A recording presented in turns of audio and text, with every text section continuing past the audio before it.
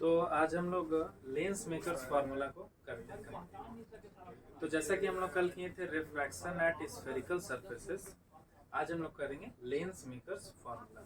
सबसे पहला इसका डायग्राम को देख लेते हैं कि एक लेंस है, ठीक है, और इस लेंस से एक सर्टेन डिस्टेंस पर हम एक ऑब्जेक्ट को रखते हैं।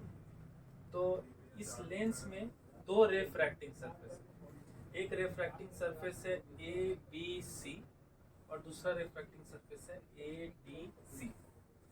पहले वाले रिफ्रैक्टिंग सरफेस के वजह से इमेज जो है वो आई डैश पर बन रहा है और दूसरे वाले रिफ्रैक्टिंग सरफेस के वजह से इमेज आई पर बन रहा है। जबकि यहाँ दो रिफ्रैक्टिंग सरफेसेस है, इसका मतलब कि यहाँ दो सेंटर ऑफ कर्वेचर होगा, एक हो गया C1 और दूसरा हो गया C2। तो पोल से सेंटर ऑफ कर्वेचर का जो डिस्टेंस होता है उसको कहते हैं रेडियस ऑफ कर्वेचर।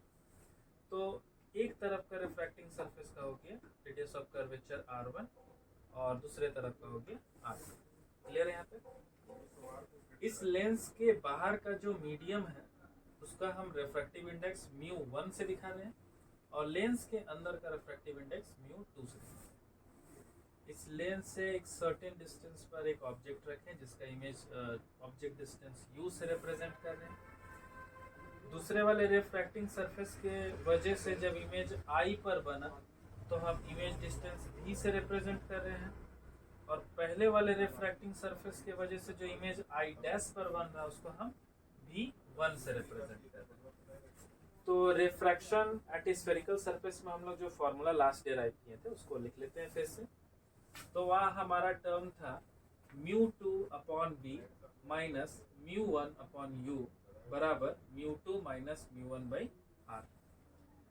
लेकिन यहाँ देखते हैं कि रिफ्रैक्शन जो है वो a b c के अकॉर्डिंग हो रहा है, तो इमेज जो है वो I डैश पर बना, तो I डैश पर बन रहा है तो इमेज का डिस्टेंस हो गया v1। तो जहाँ हम v लिखे वहाँ पर v1 को रिप्रेजेंट करेंगे और इसके लिए रेडियस ऑफ कर्वेचर हो गया r। अब हम रिफ्रैक्शन सरफेस देख रहे हैं ए डी सी पर।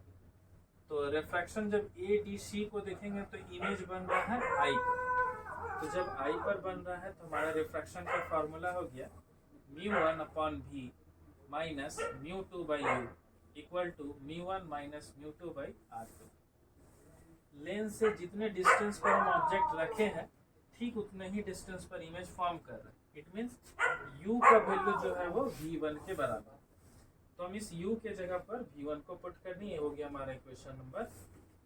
अब हम इक्वेशन 1 और 2 दोनों को ऐड करते हैं।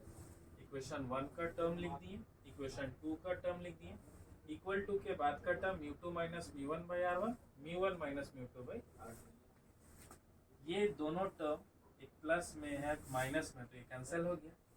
यहाँ से हम μ1 को कॉमन किए तो बचा 1 by v minus 1 by u। इधर का जो टर्म है वो है μ2 माइनस μ1, इधर है μ1 माइनस μ2। अगर हम यहाँ से माइनस को कॉमन कर लें तो ये टर्म हो जाएगा μ2 माइनस μ1 बाई r2।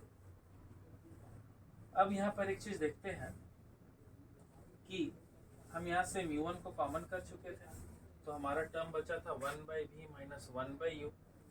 यहाँ हम दोनों के पास से μ2 माइनस μ1 को कॉमन कर लिया तो इसके पास बचा 1 by r1 minus 1 by r2। अब हम अगर ऑब्जेक्ट को इस लेंस से इनफाइनाइट डिस्टेंस पर रखते हैं तो इमेज जो है वो हमारा फोकस पर बनेगा।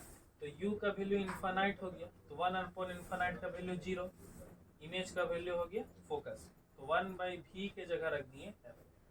इधर हमारा टर्म था μ2 माइनस μ1, ये क्रॉस मल्टीप्लिकेशन से नीचे आ गया, बचा हुआ था 1 by r1 minus 1 by r2।